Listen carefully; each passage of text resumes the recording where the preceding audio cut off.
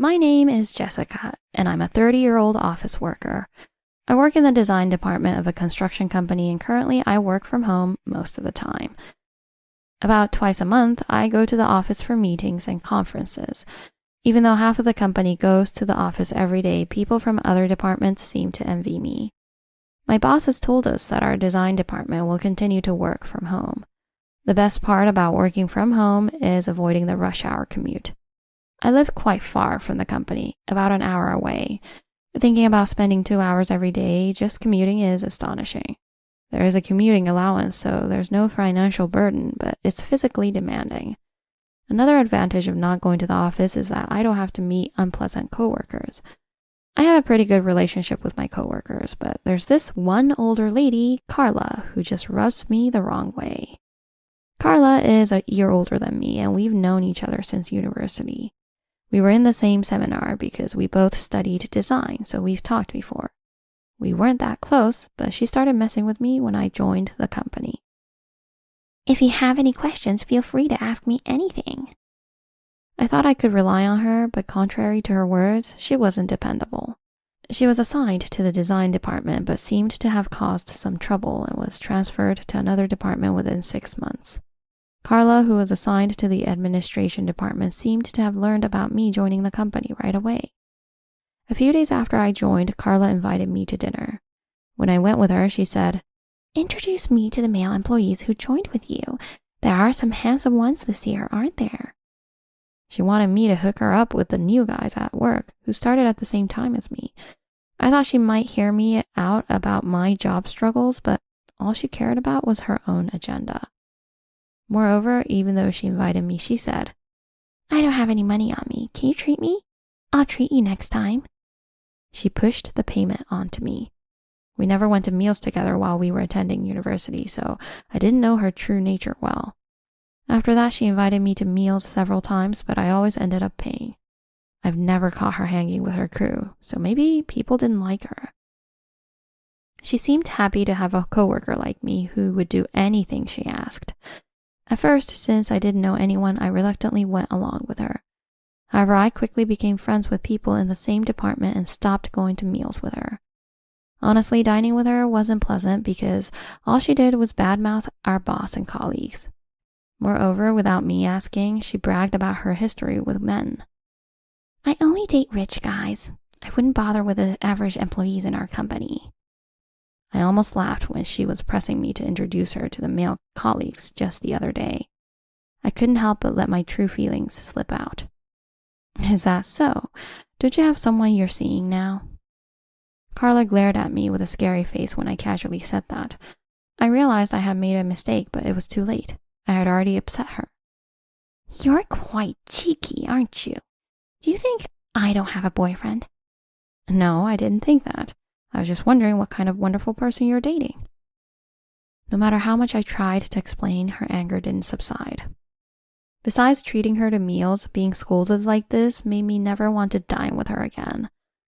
A year into my job, I had started refusing her invitations. "Lately, you always say no when I invite you, don't you?" This time too, I declined her invitation to dine, and she sounded displeased. "I'm sorry, it's tough for me because I live far away. I'll definitely join you next time." I used the excuse of living far away to avoid going out with her. People in the same department also said, "She can't do her job well, yet she's always so arrogant." When Carla joined, the people working with her said, "She acts high and mighty without understanding the work, which is why she got scolded by the department head." They shared this with a bitter smile. It must have taken a pretty bad attitude for the mild-mannered department head to get angry. Carla, not listening to her colleagues' instructions and doing as she pleased, was pushed out of the department within 6 months. She's disliked in every department and now has settled into a role doing menial tasks in the administration department. Her relationships with men seem to be causing problems too. According to this colleague, Carla approaches handsome or wealthy employees even if they're married. Indeed, she herself said she only dates wealthy men. "You're working with her, Jessica, but it's better if you don't associate too much with her." I even received such advice. Fortunately, the world has been moving towards promoting remote work for a few years now. Since my design work can be done from home, this has been good for me. It eliminates the need for a commute and seeing the unpleasant, Carla. Then I got a call from my brother who lives at our parents' house. It's serious. Dad has collapsed. My father lived at home with my mother and my brother's family. He had been in good health when I saw him a little while ago, so I was shocked by my brother's sudden news. I rushed to the hospital where my father was taken, but it was too late. My father had passed away from a heart attack. For about a week after, I was so depressed I barely remember anything. My mother was just crying like me, but my brother and sister-in-law bravely managed the funeral arrangements. I still can't believe that Dad is gone. When I mentioned this, my mother, who was with my brother, asked, You loved your father very much, didn't you? It must be especially hard for you. But all I could do was nod. My father hadn't left a will, but my brother asked, The family home will be mine to take care of. So, would cash be okay for you? If you're taking care of Mom, I don't need anything. I declined the inheritance because I'm grateful to my brother and his wife for always taking care of our parents. It's not a huge amount, so you should take it. Your father would have wanted that. Convinced by my mother, I agreed. Although she said it wasn't much, I ended up inheriting more money than I expected. Since I rarely need to go to the office with remote work, I considered moving further away. This would allow me to live in a much better apartment. I've been living in a cheap, run-down apartment since my student days. I was always stressed out about my voice being heard in the next room during my online meetings because this apartment is run down. Having a room where I can speak loudly without worrying would allow me to work without restraint. I've always dreamed of living in a fancy apartment someday if I worked hard. For this reason, I've been saving little by little. With the money inherited from my father, I could afford a nice apartment a bit further out. I found a new apartment building just in time and decided on it. The commute will take more than twice as long, but it's only once a month. Plus, since I go to the office around noon, I avoid the rush hour. I bravely signed the contract and moved to my new place. During an online meeting, I told my colleagues about the move. I took the plunge and moved to a new apartment building. When I said this proudly, everyone seemed happy for me. Then a female colleague spoke up. Actually, I moved too. She smiled happily, having just gotten married, and seemed a bit shy. Her husband is quite wealthy, and unlike me, they moved to a high-rise condo in the city center. Your mansion must be spacious, right? Though she was modest, her room looked spacious and had high ceilings on camera. Everyone watching the monitor noticed this and said, Indeed, we commoners are different, and we all laughed. Her condo became a topic of conversation in the company. When she got married, it caused quite a stir in the company because of her wealthy husband. However, within our department, which works remotely, the fact that I, who appears to have less money, moved was more of a topic of conversation. Especially because it was in a new apartment building, my colleagues were even more surprised. On the day I went to the office for the first time since moving, I hoped I wouldn't have to meet Carla. I don't think she knows I moved, but I didn't want to deal with any comments. Unfortunately, I was spotted by Carla when I was leaving. Jessica, that's pretty bad, isn't it? Not telling me something so important. We hadn't seen each other for a while since working from home. She already seemed to know about my move, so I said, I didn't think it was a big deal, so I kept quiet. Carla stared at me with a smirk as I apologized. So you managed to get a nice apartment, didn't you? Carla's face, smirking with implication, was frightening. Indeed, I was able to buy an apartment with the money inherited from my father, but I wondered how she knew about it. Thanks to you, it seems like my luck is turning around. She walked away with a sinister laugh. I was surprised by how easily Carla left without lingering or saying something spiteful as I expected. Her last words remained unclear to me. I couldn't understand what she meant by her luck turning because I moved. Still, since I didn't receive any invitations from Carla, I was relieved and could go home. A few days later, around noon, the doorbell rang and Carla was standing there on the monitor. She had found out where I live and was holding a big suitcase. Hurry up and open the door. I came all the way here for you. She comes shouting at me loudly. Despite being rich, you moved into such a countryside apartment, and it's not as luxurious as I thought. She spoke with a very dissatisfied look, which was rude. If she entered, she might stay, so I hurried to the entrance on the first floor. I wanted to send her away before she disturbed other residents. And what's going on? Why do you have such a big suitcase? Carla spoke with a triumphant smile.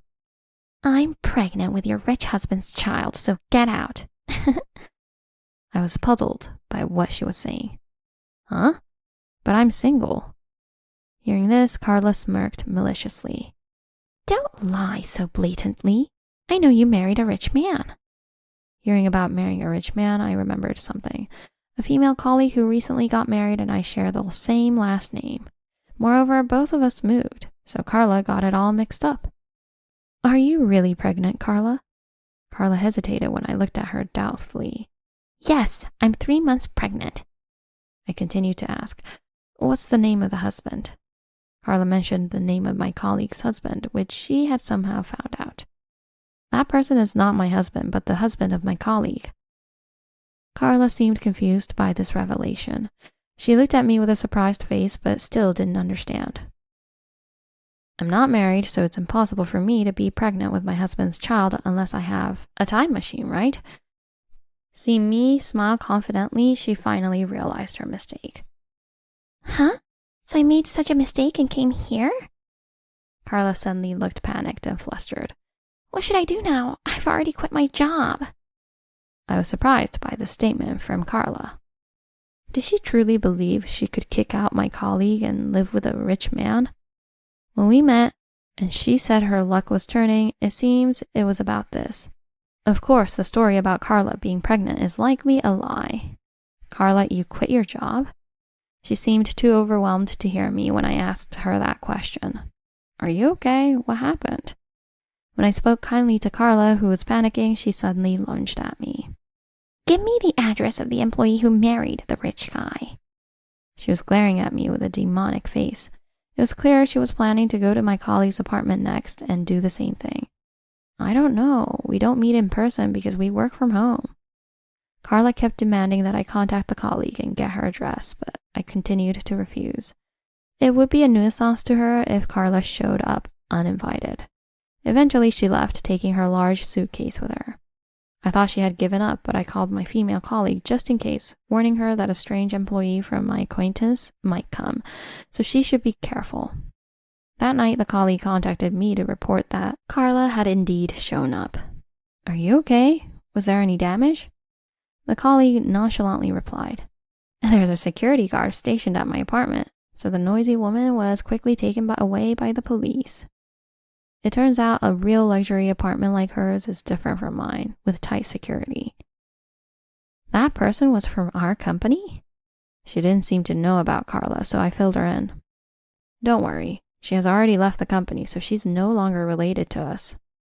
We laughed about it.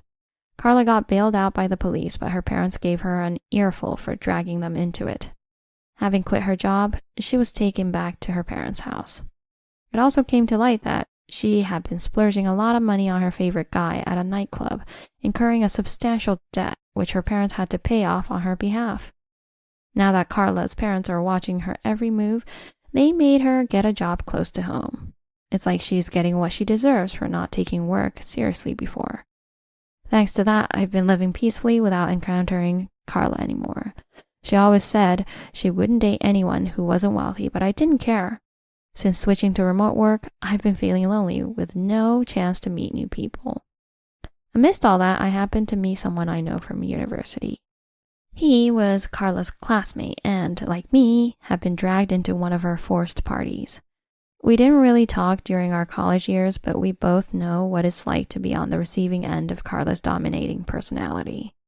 As we talked, I started to like his simple and kind nature. Eventually, we began seeing each other. My consideration for purchasing the apartment was partly because I was thinking of marrying him. He's a regular office worker, mostly working from home as well. Since both of us wouldn't be affected by distance from the office, we discussed living together in a spacious, comfortable apartment. When Carla showed up at my apartment screaming about being pregnant with my husband's child, I honestly suspected him for a moment.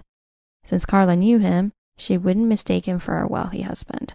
But if he was wealthy, Carla might have taken him for me. Regardless, thanks to Carla, we got to know each other better and have now decided to get married. We want to live happily in our new apartment.